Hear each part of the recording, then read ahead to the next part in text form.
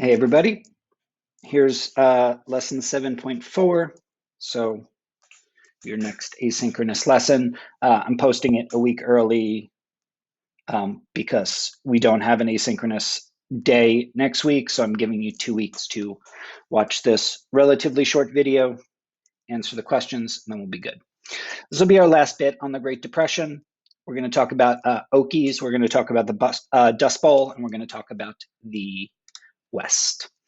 Here's our unit map. Depending on when you're watching this, we may, excuse me, may or may not have covered the New Deal yet. Totally fine. But New Deal, Dust Bowl, and then we'll move on to World War II after that. So we're going to start with a new piece of information. We didn't talk about this when it was happening, but beginning in 1862, apologize. There we go. Sorry about that. Beginning in 1862, the federal government's going to start wanting people to move from the east to the west. They're going to pass a series of laws that are designed to encourage people to move west, essentially by offering free land or cheap land to people. U.S. government is going to give away more than 160 million acres through these acts, which is going to do what they wanted it to. A lot of people are going to move west, but a lot of people that don't know how to farm are going to move west. So you're going to end up with many inexperienced farmers starting farms. During World War I and the Roaring Twenties, these inexperienced farmers begin to overplant wheat to meet demand. Talked a little bit about overplanting in your last asynchronous video. Because they're inexperienced, they don't know any better. They say planting things means more people will buy the things and it'll be good. Turns out it's not good. We looked at economically why it's not good a little bit last week. We'll talk about sort of the damage it does to the environment right now. We saw this. Depression hits, people's ability to buy food is limited. Farmers still have to pay off their debts. They try to produce more to make up for their losses. Eventually, the land is going to be bought by large farms who used machines instead of labor, leaving farmers without farms or the ability to work on other people's farms. Again, this is from our last asynchronous video, so this slide should be familiar to you.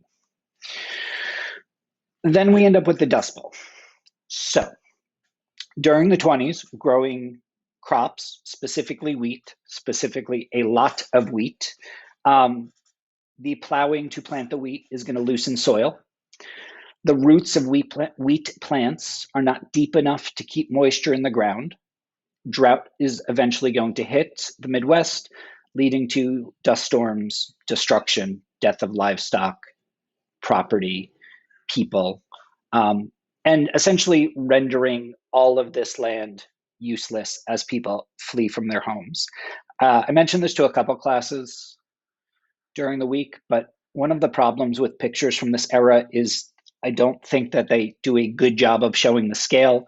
But this is a pretty good one. Just imagine looking out your window and just seeing a giant dust cloud coming at you. So they're going to move west because that's what they do. 2.5 million people are going to leave their homes, start heading west, specifically moving to like California, hoping to gain small plots of land.